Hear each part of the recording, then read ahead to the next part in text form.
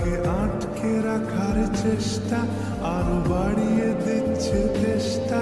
আমি দাঁড়িয়ে দেখছি শেষটা জানলা।